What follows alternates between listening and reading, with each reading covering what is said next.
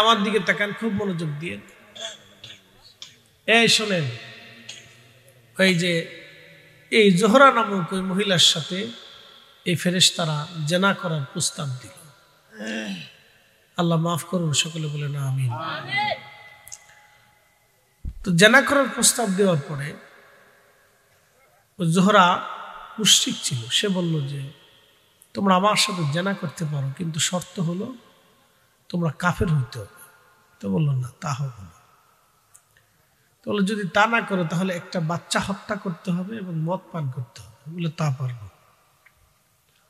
তো দুই ফেরেশতা হারুত আর মারুত ওই জোহরা নামক মহিলার সাথে জেনা করার লিপ্সা একটা বাচ্চা হত্যা করলো এবং তারা মদ পান করলো।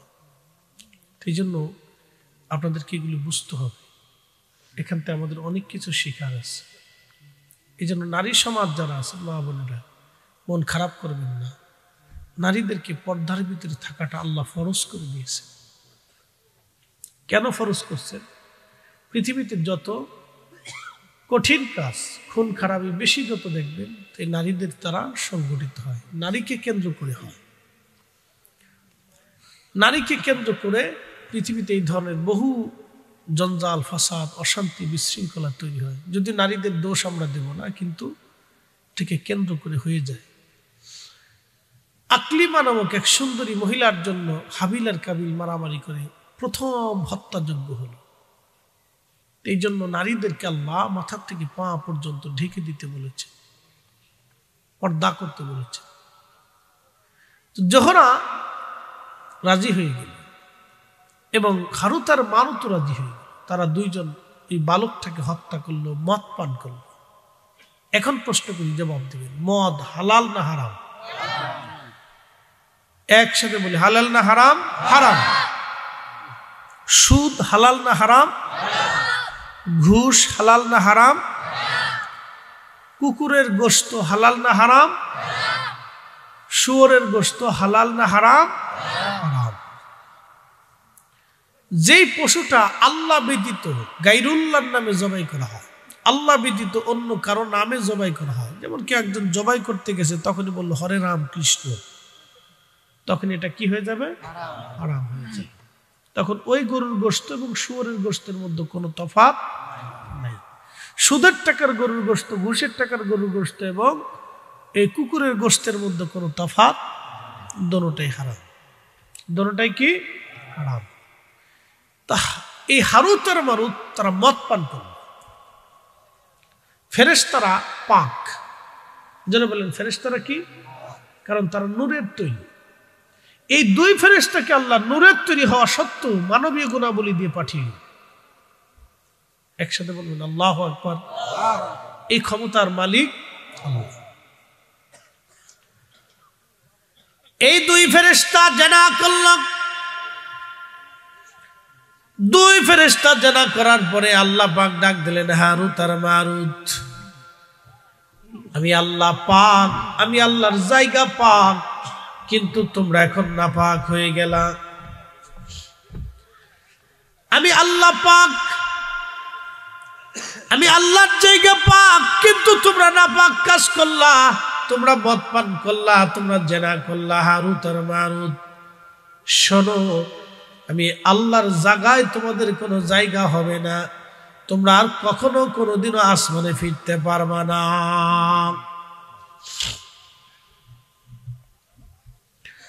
হারুত আর মারুত ডাক দিয়ে বলি, ইয়া রাব্বি, আমরা তো ভুল করে ফেলছি। আল্লাহ পাক প্রস্তাব দিলেন, হারুত আর মারুত, তোমরা কি আখিরাত চাও না দুনিয়া চাও? হারুত আর মারুত বলে, ইয়া রাব্বি, আমাদের আখিরাত দরকার, দুনিয়াটা এখনো স্থায়ী, আখিরাত চিরস্থায়ী। আল্লাহ আখিরাতের জাহান্নাম বড় ভয়াবহ। কুরআনে আল্লাহ বললেন, ইন্নাল্লাযীনা কাফারু মিন আহলিল কিতাবি ওয়াল মুশরিকিনা ফি নারি জাহান্নামা খালিদিনা ফিহা।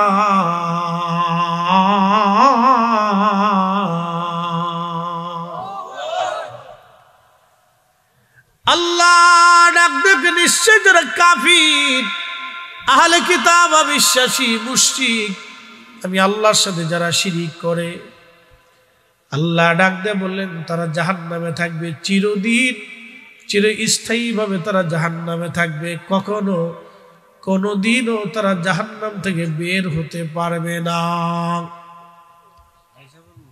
কোনোদিন জাহান্নাম থেকে তারা বের হতে পারবে না। কিন্তু কেউ যদি ঈমান নিয়ে কবরে যায়, একদিন না একদিন লাথি চবর পিটুনি পুটুনি শাস্তি রিমান্ড খাওয়ার পরে আল্লাহ তাদেরকে জাহান্নাম থেকে বের করে নিয়ে আসবে আমার রাসূলের সুপারিশে। আসতে হয়ে গেল না? জোরে বলবেন। আল্লাহ নবী বেহেশতে যায় কাঁদবে আর বলবে, ইয়া রাব্বি, আমার উম্মত জাহান্নামে, আপনি আমার উম্মতকে জাহান্নাম থেকে বের করে নিয়ে আসেন, আমি জান্নাতে থাকবো না, যাব না। আল্লাহ বলবে, হাবিব আপনার উম্মত বাছাই করে নিয়ে আসেন। তখন এই জাহান্নাম থেকে বের করতে থাকবে, বের করতে করতে করতে করতে করতে করতে করতে করতে 2-1 বছর যাইতো না। আপনারা ভাইবেন না যে 3-4 দিন রিমান্ডে দিব, 2-3 দিন লাথি চামর পিটিনি পুটিনি দিয়ে ছাড়িয়ে দিব, তা কিন্তু না, বলে দিয়ে যায় কতদিন লাগবে। তারুজুল মালাইকাতু আর রূহু ইলাইহি ফি ইয়াউমিন কানা মিকদারুহু 50,000 সানা। 1 সেকেন্ড করে 60 সেকেন্ড 1 মিনিট, 1 মিনিট করে 60 মিনিট, 1 ঘন্টা, 1 ঘন্টা করে 24 ঘন্টায় দিন রাত, 24 ঘন্টার দিন ও রাত্রে, 365 দিনে একটা বছর। এই এক বছর করে 50,000 বছর। যত বড় হবে হাসরের একটা দিন হবে তত বড়, একটা দিন হবে তত বড়। সেই দিনের কত হাজার শত বছর পার হবে আমরা জানি না গো, জানি না। বুঝতে পারতেছেন? তাহলে মাইকটা কেমন হবে? বুড়ে মাইনির মায়ের, বাপরে বাপ, কোটি কোটি বছর, পৃথিবীর কোটি কোটি বছর পার হইলে যত সময় যাবে আল্লাহ হাসরের ময়দানে মানুষকে আল্লাহ ওইভাবে শাস্তি দিতে থাকবে। পুড়তে পুড়তে পুড়তে পুড়তে শরীর কালো কয়লা হয়ে যাবে, মায়ের খাইতে খাইতে খাইতে খাইতে শরীর আগুনের মতো হয়ে যাবে। সবার শেষে যাকে জান্নাত থেকে আল্লাহ জাহান্নাম থেকে বের করে জান্নাতে নিবে, এরপরে আর কারো চান্স নেই। সবার শেষ, একবারে শেষ মুসলমান বের করে নিয়ে আসার পরে জান্নাতে লয়ে যাব, জান্নাতে ফুসি দিয়ে দেখবার জায়গা নাই। আল্লাহ জায়গাটাকে তো নাই, তোমার কত জায়গার দরকার? আল্লাহ জান্নাত দিয়ে ভরে গেছে। আল্লাহ বলবে, তোমার দুনিয়ার 10টা পৃথিবীর সমান একটা জান্নাত দিয়ে দিলাম, যাও। আসতে হয়ে গেল না? একসাথে বলেন তো, কয়টা পৃথিবীর সমান? আপনারা আমাদের দেশে জায়গা নিয়ে ঝগড়া হয় 1 ইঞ্চি জায়গা নিয়ে, কি কথা কর না কেন? কয় ইঞ্চি নিয়ে? 1 ইঞ্চি, 2 ইঞ্চি, 5 ইঞ্চি, এটা নিয়ে তুই আমার ভিতরে চলে এসেছিস, সেক্ষেত্রে তুই আমার ভিতরে চলে গেছিস, এই নিয়ে গুতাগুতি গুতাগুতি গুতাগুতি গুতাগুতি, শেষ পর্যন্ত যুদ্ধ বিগ্রহ, মামলা টামলা, হামলা সামলা। একজন আরেকজনের চেহারা দেখে না, ওইজনের চেহারা দেখে না, বছরের পর বছর চলে যায়, কেউ কারো চেহারা দেখে না। আহা, 10টা পৃথিবীর সমান আল্লাহ একটা জান্নাত আপনাকে দিবে, তো সবার শেষে যে জান্নাতে যাইবে, একবারে মার টুর খাইয়া লাথি চমর খাইয়া পিটিনি ফুটিনি খাইয়া সবার শেষে জান্নাতে যাবে, তারও দুনিয়ার 10টা পৃথিবীর সমান একটা জান্নাত দিবে। তো এই মাটির, শুধু মাটির পৃথিবী না, 7টা সাগর, মহাসাগর দিয়ে কত বড় জায়গা, আপনি একটু হিসাব করেন। আরো জোরে বলেন। দুনিয়াতে জমি জমা নিয়ে ঝগড়া করাটা বৃথা, কথা কন ঠিক কিনা? এগুলো একটা বৃথা কাজ, মানুষ বুঝে না। 2 জনে বসে ভাগযোগ করে নিলে তো 2 ইঞ্চি জায়গা, আচ্ছা ঠিক আছে, মাপে তো পাইতেছি না, তাহলে এক কাজ করে, 1 হাত জায়গা তো তুই অর্ধেক নে, আমি অর্ধেক নেই, তুই আধা হাত নে, আমি আধা হাত নেই, বাস শেষ হয়ে গেল। মাঝখান দিয়ে একটা খুঁটি দিয়ে সীমানা দিয়ে একবারে, অথবা ড্রেন করে দিয়ে ইটাই না সুন্দর করে মিশিয়ে দিয়ে সমান করে দিয়ে দে, যা তুই শান্তিতে থাক, আমার শান্তিতে, ঝগড়া ফাসাদ করার দরকার নাই। ওকে না মানতাম না, ওকে না মানতাম না, ওকে না মানতাম না, ওকে না মানতাম না, শয়তান গেলে চাবি মানে মানিস নে মানিস নে মানিস নে মানিস নে মানিস নে মানিস নে। মানিস নে, তো মানিস নে কই শুরু হয়ে গেল, মানিস নে মানিস নে মানিস নে, এই ফিটি ফিটি শুরু হয়ে গেল। কে কারে ফিটে পরে লাস্টে বুঝিয়ে পাওয়া যায়। শয়তানে কেমনে ভেজাল বাঁধায় জানেন? একটা ঘটনা শোনায়। শয়তানে সারা দুনিয়া বলে ঘুরতেছে কিন্তু ভেজাল বাঁধাইতে পারতেছে না। এক বাজারের ভিতরে ঢুকে দেখে কিছু মিঠাই, তো মিঠাইয়ের ভিতরে আঙ্গুল হান্দাই দিচ্ছে, আঙ্গুল ঢুকাই দিয়ে এই আঙ্গুল নিয়ে হাঁটতে হাঁটতে হাঁটতে হাঁটতে এই হাতুরা বাড়ির ফাঁস দিয়ে যাইতেছে। যাওয়ার সময় দেখে যে একজনের রাস্তার পাশে বাড়ি থাকে না, তো রাস্তার পাশে বাড়ি, ওই বারান্দার জানালা বারান্দার উপরে আয়না সুন্দর করে বাধাই করে রাখছে, ঝুলাই রাখছে। তো শয়তানে আয়নার ভিতরে মিঠাই লাগাই দিচ্ছে। বলে কারণ কি? আয়নার ভিতরে যে মিঠাই আছে, মিঠাই খাইতে পিঁপড়া আসবে, তো পিঁপড়া খাইতে টিকটিকি আসবে, টিকটিকি ধরতে ধরতে বিলাই আইব, আর বিলাইও ঠিক মতোই আইছে। পিঁপড়া আইছে, পিঁপড়া ধরতে টিকটিকি আইছে, টিকটিকিরে ধরার লেগে বিলাই আসছে, বিড়াল, বিড়াল আইয়া গুড করে লাভ দিয়ে টিকটিকিরে থাবা পড়ছে, টিকটিকিও পড়ছে, আয়নাও ফুটে গেছে।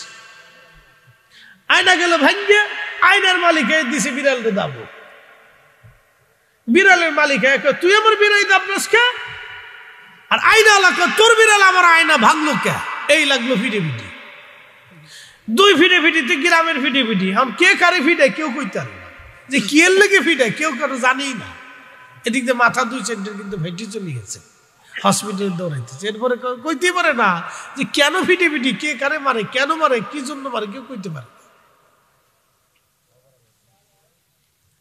কি এর লেগে ফিটে দেখলেন না কয়েকদিন আগে ইস্তেমার ফিটে ফিটি, কেউ কারো কইতে পারে না। তো কি এর লেগে যে ফিটে কেউ কইতেই পারে না, ফিটে ফিটি চলতেছে। কি কথা কর না কেন? ওর ভিতরে কি লেখা ছিল এ সাদ এ জুবাইর, এর ভিতরে কি কাগজে লেখা ছিল? তো কে কারে ফিটে কেউ কইতে পারে না, যে যারে ফাটতেছে হে আরে ফিটে দিতেছে। আমাদের দেশের মারামারি এরকম, গ্রামের ভেজাল লেগে গেছে। এরপরে কে কারে ফিটে কইতে পারে না। স্ট্যান্ডে, বাস স্ট্যান্ডে, গাড়িতে, বাড়িতে দেখবেন যে আর রাজনৈতিক মারামারি, কে কারে ফিটে কইতে পারে না, ফিটে দিচ্ছে মানুষ মানুষ মানুষ পিটে পিটি করতেছে। এগুলো আমাদের বেহুশ, আমাদের কবে হুশ আসবে আমরা জানি। এই জন্য আল্লাহ আমাদেরকে হেদায়েত করুক, সকলে বলেন আমিন। আল্লাহ পাক, জোরে বলেন আল্লাহ কি, একসাথে বলেন আল্লাহ কি। আল্লাহ পাক ছাড়া না পাক কবুল করে না, আল্লাহ পাক। হারুত আর মারুতকে আল্লাহ ডাক দিলেন, তোমরা আর আসমানে আসতে পারবে না। যদি দুনিয়া চাও তাহলে দুনিয়াতে তোমাদেরকে ক্ষমা করে দিয়ে দুনিয়াতে বসবাসের জায়গা করে দিব, কিয়ামত পর্যন্ত আরামে থাকবা। আর যদি আখিরাত পাও দুনিয়াতে শাস্তি পাবা। হারুত মারুত বলে, ইয়া রাব্বি, আমরার আখিরাত দরকার, কারণ আখিরাতের শুরু হবে শেষ হবে না, দুনিয়ার শেষ হয়ে যাবে। আল্লাহ দুনিয়াতে শাস্তি দাও, কিন্তু আখিরাতে আমরারে শাস্তি দিও না। আল্লাহ বলেন তাহলে দুনিয়াতে শাস্তি ভোগ করো। আল্লাহ তাদেরকে একটা পাহাড়ের মতো বদ্ধ করাইয়া আল্লাহ তাদেরকে কিয়ামত পর্যন্ত শাস্তি দিতে থাকবে। তাহলে মানুষের চ্যালেঞ্জে ফেরেশতারাও হেরে গেল, মানুষই আল্লাহর কাছে পছন্দ। কারণ কি,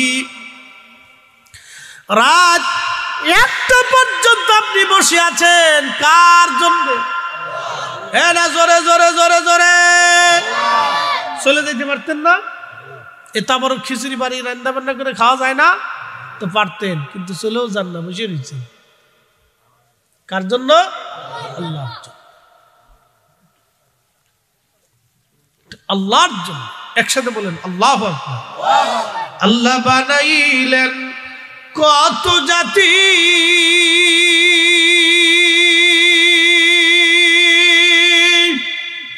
হইল না তার প্রেম প্রীতি, অবশেষে মানুষ বানাই প্রেমের কারণে। প্রেমের ডোরি বান্ধরে মদিনার শনে, হায়রে প্রেমের ডোরি বান্ধরে মদিনার শনে। তো প্রিয় ভাই আমার, আল্লাহ দুনিয়াতে আমরা আসছি, আবার অবশ্যই কবরে চলে যাব। ওয়া ইন্না ইলাইহি রাজিউন, আমরা ফিরে যাব কার কাছে? একসাথে বলেন, কার কাছে? আল্লাহর কাছে। আর কি ফিরে আসার কোনো সুযোগ আমাদের আছে? সনাতন হিন্দু ভাইরা বলে যে আবার আসিব ফিরে, ধানসিঁড়ি তীরে নবান্নে এ বাংলায় হয়তো শালিকের বেশে। তাদের বিশ্বাস ভগবান তাদেরকে আবার পৃথিবীতে পাঠাবে শালিক বানাইয়া, কবুতর বানাইয়া, কাউয়া বানাইয়া, ঘুঘু বানাইয়া, কুত্তা বানাইয়া, বিলাই বানাইয়া, ছাগল বানাইয়া, গরু খাসি বানাইয়া। এইভাবে আর পৃথিবীতে আসার কোনো সুযোগ وَلَن يُؤَخِّرَ اللَّهُ نَفْسًا إِذَا جَاءَ أَجَلُهَا।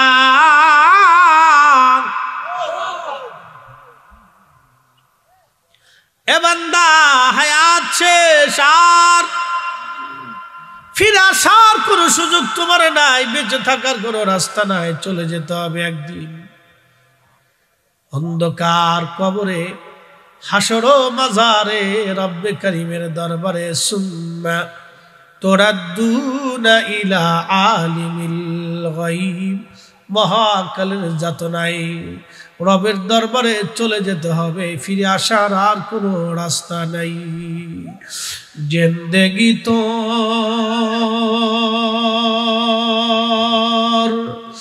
যাইরে ফাঁকি দিয়া রে সোনার জিন্দেগি তো যাই ফাঁকি দিয়া। ও আদম রে,